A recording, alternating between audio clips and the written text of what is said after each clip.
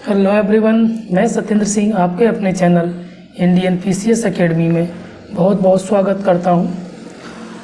आज हमारा बजट का दूसरा पार्ट है। पिछले पार्ट में हमने बजट से संबंधित कुछ महत्वपूर्ण चीज़ें देखी थी और मैं आप लोगों से ही आशा करता हूं कि वो चीज़ आपको आसानी से समझ में भी आई होगी और उनके एमसीक्यू यानी अपने खुद की टेस्ट भी तैयार किए होंगे मेंस और प्री दोनों के पॉइंट ऑफ व्यू से। ओके, तो हमारा जो केंद्रीय बजट 2024-25 है उसमें हम आज आगे देखेंगे। तो जो स्टूडेंट पहली बार हमारा बजट की क्लास देख रहे हैं यानी पहली बार हमारे साथ शामिल हो रहे हैं उनको मैं अपने इस चैनल के बारे में थोड़ा जानकारी देना चाहता हूं। तो पहले मैं बात बताना चाहता हूं केंद्रीय बजट के बारे में।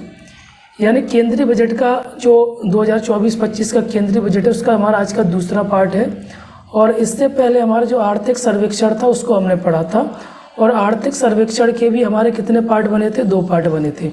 हालांकि जो हमारा बजट है उससे क्वेश्चन ज़्यादा पूछे जाते हैं मुकाबले यानी तुलनात्मक किसके? आर्थिक सर्वेक्षण के। तो ये आर्थिक सर्वेक्षण थोड़ा छोटा भी होता है और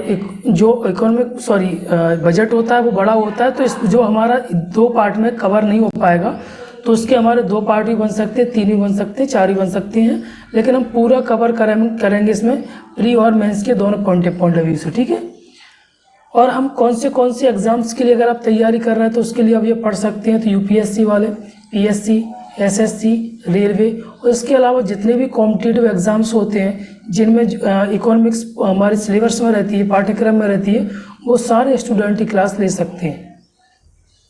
ओके, तो जहाँ भी अगर आप पाठ्यक्रम आपने देखा है कि उनके पाठ्यक्रम में अगर हमारे पाठ्यक्रम में इकोनॉमिक्स है तो आप सारे स्टूडेंट्स जिनके पाठ्यक्रम में जिस भी एग्ज़ाम की प्रिपरेशन कर रहे हैं वो बजट और इकोनॉमिक्स सर्वे पढ़ सकते हैं।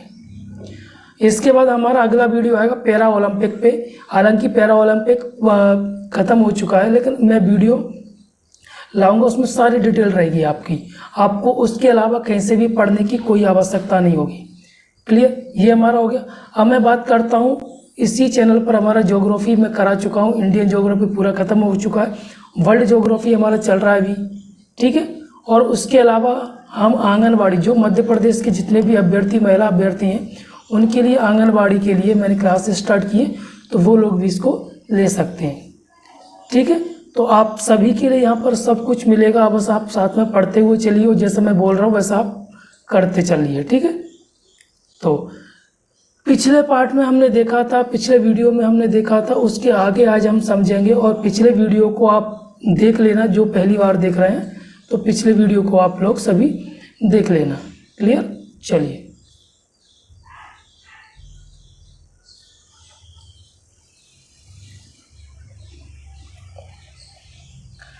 कल हमने जो हमारा आखिरी पॉइंट था वो था अंतरिम बजट। ठीक है, आज हम अंतरिम बजट से आगे चलेंगे और उसकी थीम समझेंगे। विषय वस्तु का मतलब क्या होता है? थीम होती है। ठीक है, मतलब किसी भी चीज को अगर हम पेश करते हैं तो उसकी जो मुख्य बातें होती हैं उसको हम क्या बोल देते हैं? थीम। अर्थात जो मुख्य फोकस्ड एरिया होते हैं उनको थीम बोल दे। जैसे केंद्रीय बजट 2024-25 में रोजगार, कौशल विकास। रोजगार का मतलब क्या होता है? एम्प्लॉयमेंट। कौशल विकास का मतलब मैंने समझाया था स्किल डेवलपमेंट, ये सब समझा चुका हूँ पहले, है ना। एमएसएमई का मतलब होता है जो छोटे छोटे उद्योग होते हैं, इंडस्ट्री होती है, उनको एमएसएमई बोलते हैं। एम का मतलब होता है माइक्रो, इसका मतलब होता है स्मॉल, इसका मतलब होता है मीडियम, इसका मतलब होता है इंडस्ट्री। ठीक है, और मध्यम वर्ग पर ध्यान केंद्रित किया गया है। इस वर्ष शिक्षा, रोजगार और कौशल प्रशिक्षण के लिए 1.48 करोड़ रुपए आवंटित किए गए, यानी इतने रुपए इसके लिए खर्च किए जाएंगे। ओके, फिर बजट की और क्या क्या प्राथमिकता है वो हम देखेंगे।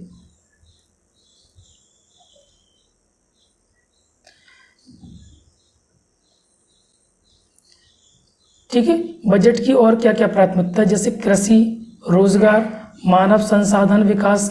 मतलब मानव संसाधन क्या होता है वो समझिए। संसाधन हमारे कितने प्रकार के होते हैं? 3 प्रकार के होते हैं। प्राकृतिक संसाधन हो गए, जैसे पेड़ पौधे, पानी, ठीक है, मिट्टी, ये प्राकृतिक संसाधन में आता है। फिर होता है मानव द्वारा निर्मित संसाधन, जैसे रोड हो गया, सड़क हो गया, जैसे मैं आप कंप्यूटर पे पढ़ा रहा हूँ, लैपटॉप पे, तो ये भी क्या हो गया, मानव संसाधन हो गया, सॉरी मानव निर्मित संसाधन हो गया। फिर अब तीसरा आता है, दो हो गए, पहला ये हो गया, दूसरा हो गया मानव निर्मित। तीसरा होता है मानव खुद संसाधन होता है, जैसे हो गया डॉक्टर हो गया, ठीक है, वकील हो गया, दर्जी हो गया, टीचर हो गया, ये सब होते हैं मानव संसाधन, ठीक है। संसाधन क्या होता है, जो हमारी ज़रूरतों को पूरा करते हैं उसको हम संसाधन बोल देते हैं आसान भाषा में, ठीक है। अब आगे क्या है, मानव संसाधन विकास, फिर उसके बाद विनिर्माण, सेवाएं। विनिर्माण का मतलब होता है इंफ्रास्ट्रक्चर, सेवाएं, सर्विसेज, शहरी विकास, ऊर्जा सुरक्षा, अवसंरचना, नवाचार, अनुसंधान, विकास और अगली पीढ़ी में सुधार, इसको सतत विकास भी हम बोल सकते हैं। अब क्वेश्चन आपसे कैसे पूछा जाएगा कि विषय वस्तु क्या थी इसकी, तो आपको यहाँ पर दिया गया है, उसके लिए कितने रुपए आवंटित किए गए, तो इतने किए गए। बजट की प्राथमिकता वाले क्षेत्र कौन से थे, तो यहाँ पर ये दिए गए हैं, ठीक है, क्लियर हो गया। चलो आगे। अब एक बार जो बजट था उस पर हम एक नज़र मार लेते हैं कि बजट में क्या हुआ क्या नहीं हुआ। बजट 2024-25, बजट पर एक नज़र। 2022-23 वास्तविक, 2023-24 संशोधित अनुमान, 2023-24 का बजट अनुमान, ठीक है, 24-25 का बजट अनुमान। तो इस बजट में हम क्या क्या समझेंगे, यानी 2022-23 में जो चीज़ें वास्तव में, जैसे हमने किसी चीज़ का अनुमान लगाया, उसके बाद जो चीज़ आई उसको हम क्या बोल देते हैं, वास्तविक, ठीक है। फिर क्या होता है आगे का, संशोधित। एक मिनट,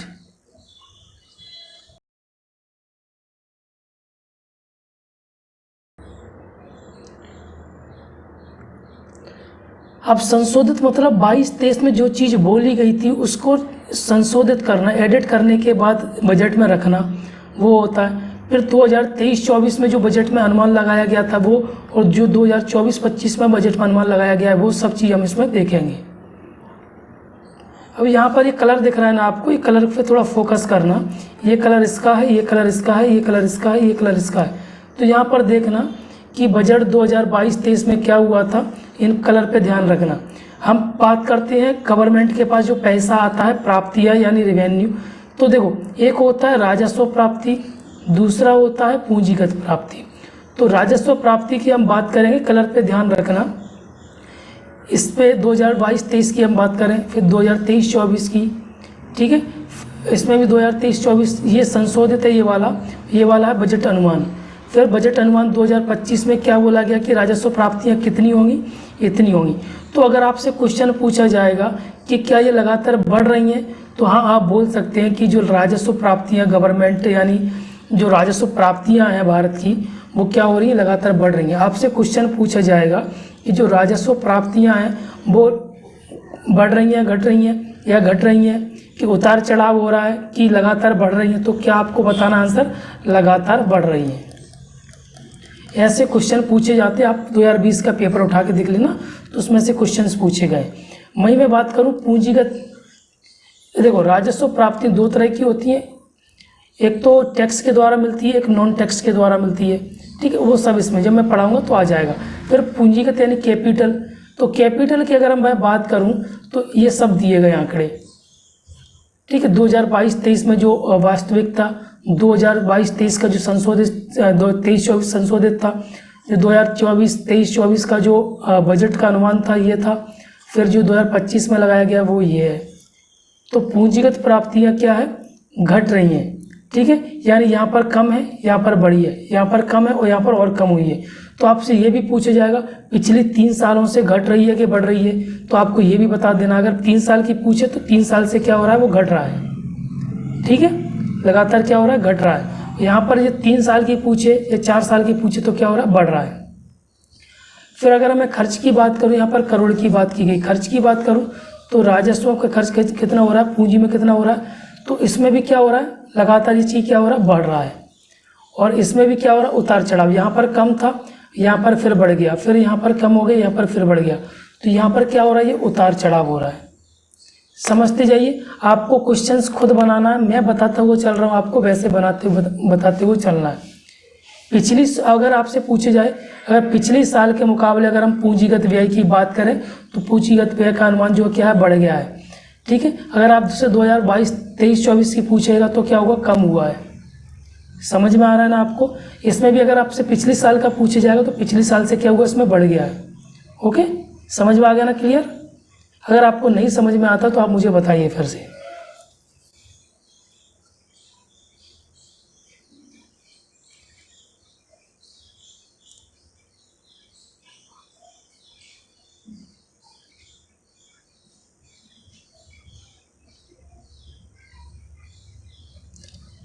अब यहाँ पर जो डाटा आपको मैं पढ़ा रहा हूँ वो कहाँ से लिया गया है, वित्त मंत्रालय की वेबसाइट से लिया गया है। ठीक है, PIB से लिया गया है। ओके, तो ये दोनों से पूरा डाटा यहाँ पर लिया गया है।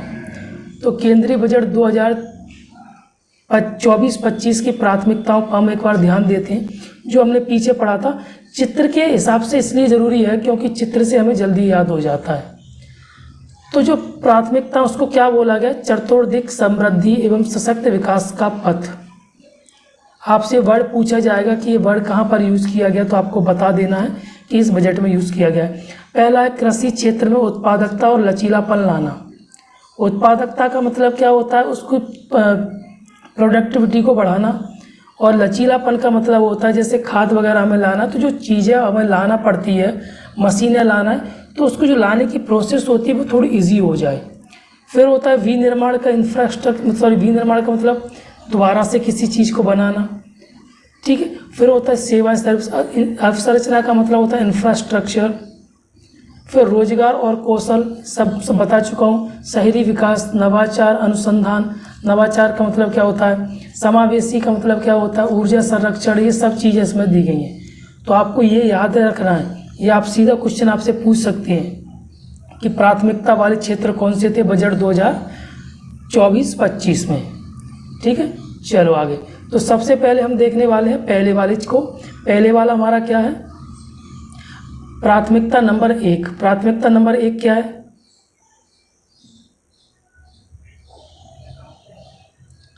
प्राथमिकता 1 क्या है हमारी, कृषि में उत्पादकता और लचीलापन। इन उपायों में 109 नई उपज वाली फसल किस्मों का मतलब होता है उसकी वैरायटी। ठीक है, जारी करना। 1 करोड़ किसानों के बीच प्राकृतिक कृषि को बढ़ावा देना। जैसे हम जो फर्टिलाइज़र यूज़ करते हैं, यूरिया हो गया, DAP हो गया, जो भी केमिकल्स हम यूज़ करते हैं, तो उसकी जगह प्राकृतिक कृषि को बढ़ावा देना, यानी इन फर्टिलाइज़र की जगह हमें प्राकृतिक खादों को यूज़ करना। ठीक है, आवश्यकता आधारित 10,000 जैव इनपुट केंद्र स्थापित करना और दलहन।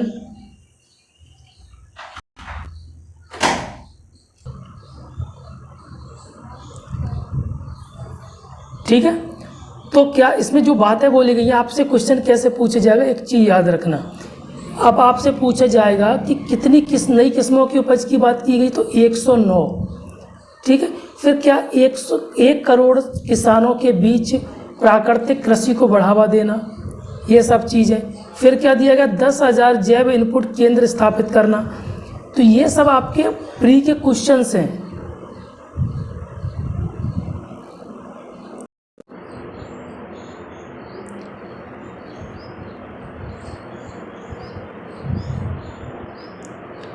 ठीक है, तो ये सब प्री के क्वेश्चन से आपको ये सब निकाल के रखना है।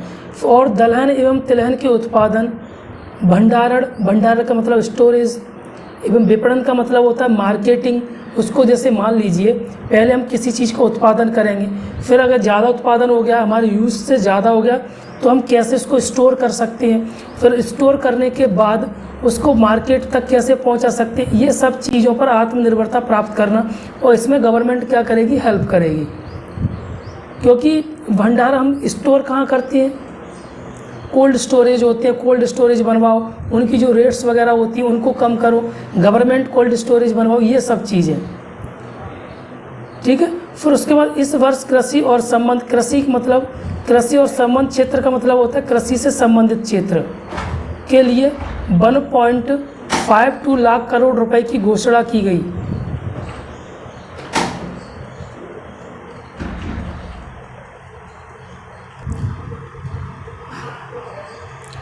ठीक है, फिर उसके बाद कृषि संबंधित क्षेत्र का मतलब होता है कृषि से संबंधित क्षेत्र, जैसे कृषि हो गई। ठीक है, कृषि का यूज किस किस चीज़ में, किस एरिया में करते हैं, किस क्षेत्र में करते हैं, किस इंडस्ट्री में करते हैं, तो वो क्या होगा, कृषि संबंधित क्षेत्र हो गए। के लिए 1.52 लाख करोड़ रुपए की घोषणा की गई है। तो ये आंकड़े आपको याद रखना है कि कृषि और उससे संबंधित क्षेत्र के लिए, अर्थात आपसे ये भी पूछा जाएगा ये कि प्राथमिकता एक यानी कृषि में उत्पादकता और लचीलेपन से संबंधित इनमें से क्या चीज़ है, वो चीज़ याद रखना है आपको। सरकार राज्यों के साथ मिलकर 3 वर्षों में किसानों और उनकी भूमि को कवर करने के लिए डिजिटल सार्वजनिक अवसंरचना यानी डिजिटल सार्वजनिक का मतलब प्राइवेट इंफ्रास्ट्रक्चर के कार्यान्वयन की सुविधा प्रदान करेगी। ओके, तो प्राथमिकता नंबर 1 से जितने भी आपसे क्वेश्चन पूछे जाएंगे वो आपको कर देना है, और मैंने इसको अलग अलग इसीलिए बनाया ताकि आप इस पूरे से क्वेश्चन छांट लो। ठीक है, इस पूरे से क्या करो, क्वेश्चन आप छांट लो कि इससे कौन से क्वेश्चंस बनते हैं, फिर आप अपने आप पेपर काम करके देखिए कि क्या हम दूसरों से बेहतर कर पा रहे हैं कि नहीं। अब इस लाइन से आप प्राथमिक नंबर 1 इससे क्वेश्चन बनाइए, इस लाइन से क्वेश्चन बनाइए, इस लाइन से क्वेश्चन बनाइए, इससे बनाइए। क्वेश्चन ज़्यादा होंगे उससे क्या है, कम से कम आपके पेपर में क्वेश्चन आएंगे तो बाहर तो नहीं निकलेगा, कोई भी कुछ चीज़ बाहर तो नहीं जाएगी। ओके, चलिए आज हम प्राथमिकता 2 तक ही देखेंगे, फिर कल देखेंगे। अब आगे क्या बोला गया इसमें, प्राथमिकता नंबर 2 में रोजगार और कौशल। रोजगार का मतलब एम्प्लॉयमेंट होता है, कौशल का मतलब स्किल होता है। स्किल कौशल क्या होता है मैं समझा चुका हूँ, बार बार समझाने की आवश्यकता नहीं है। बजट में रोजगार से जुड़ी प्रोत्साहन जैसी योजनाएं और कौशल को बढ़ावा देने की पहल की गई है, जिसका उद्देश्य 5 वर्ष की अवधि में 20 लाख युवाओं को कौशल प्रदान करना एवं 1000 औद्योगिक प्रशिक्षण संस्थानों को उन्नत करना।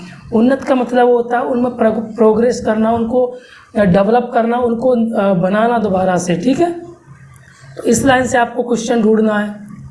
कैसे ढूंढना, देखिए बजट में रोजगार से जुड़ी प्रोत्साहन योजना, यहाँ तक कोई क्वेश्चन नहीं है, जिसका उद्देश्य 5 वर्ष, यहाँ पर आपसे ईयर कर देगा पेपर में कि 4 ईयर कर देगा कि 6 ईयर कर देगा, ठीक है, की अवधि में 20 लाख युवाओं का कौशल प्रदान करना है।